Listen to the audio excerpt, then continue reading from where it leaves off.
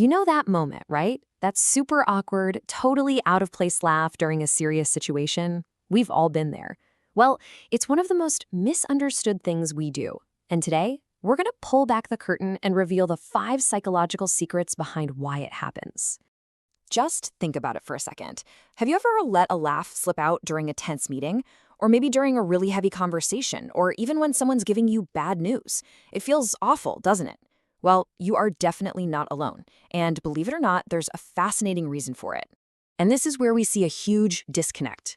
On the one hand, people see that laugh, and their immediate reaction is, wow, that's disrespectful, that's heartless. But psychology tells a completely different story. This isn't some flaw in your character. It's actually a super complex survival reflex. That's right. This whole nervous laughter thing, it isn't a bug in your system. It's a feature. So let's dive into what this incredible survival trick is all about. First off, let's get a really clear definition here. Nervous laughter isn't a choice you make. It's a subconscious reflex. Its number one job is to step in and regulate an intense overload of emotion that your brain just can't handle in that moment. So why laughter of all things? Well, it turns out your brain reaches for it to manage 2 things at once: threats from the outside world and overwhelming pressure on the inside. Let's break down exactly how it does that. Okay, so the first secret is all about de-escalation. When you're in a super high-stress situation, your nervous system just flips into that classic fight-or-flight mode. And weirdly enough, laughter becomes this surprising tool to try and calm everything down. Deep down, this is the primal message your brain is trying to send. Laughter is basically a universal, nonverbal signal of submission.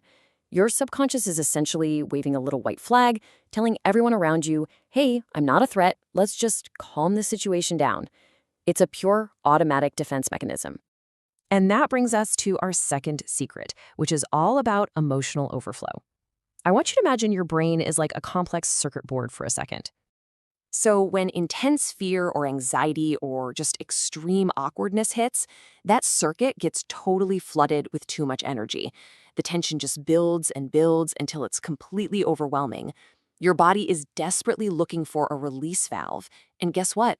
Laughter is a really powerful physical action. It forces you to breathe, it contracts your muscles, and it literally vents all that pent-up energy so you don't just completely shut down. Okay, moving on to number 3. This secret has to do with how we react to the energy of a room, especially for people who are highly sensitive to their environment. If a room feels heavy or maybe even hostile, it can feel like physically suffocating. And without you even realizing it, your brain deploys laughter as a tool to try and break that tension. It's desperately trying to inject some kind of lightness into a space that feels like it's closing in. All right, so we've been talking about managing the external world. Now let's shift and look at our internal world. The next 2 secrets are really fascinating. They're about how laughter acts as both a shield and a form of self-medication. So for our 4th secret, let's talk about protection.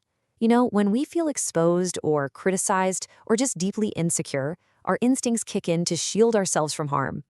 In those moments, showing how you truly feel can seem incredibly dangerous. So what does the brain do? It uses laughter as a mask, as a shield.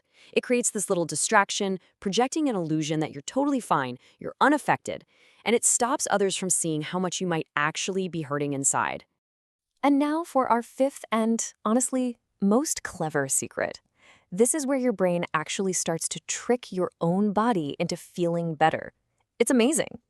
So get this, the physical act of smiling or laughing, even when it's totally forced and unnatural, sends a signal to your brain. That signal then triggers the release of endorphins, which are your body's own natural painkillers and stress relievers. In that moment of total panic, your brain is literally self-medicating. It's trying to chemically fight back against that spike in stress hormones and convince your nervous system that everything is okay. So, you see, when you put all these pieces of the puzzle together, the picture changes completely. This stops being about being weird or inappropriate. It's about a hidden and pretty empowering truth. The myth, the story that society tells us, is that you're somehow broken or heartless if you do this. But the psychological truth, it's the exact opposite. If this happens to you, it's very likely because you are a deeply feeling person, someone who's highly aware of the emotional temperature of any situation you're in. I really want you to let that sink in for a moment. If this is you, hear this loud and clear. You are not broken, and you are not heartless. Your brain is simply working overtime, using this fascinating and complex tool to protect you from being completely overwhelmed. It's not a flaw. It's a sign of a mind that's trying its absolute best to keep you safe. So, I'll leave you with this question to think about. The next time you see someone, or maybe even yourself, let out that awkward laugh in a tense moment, how are you going to see it differently? Are you going to see disrespect, or are you going to see a brain in survival mode?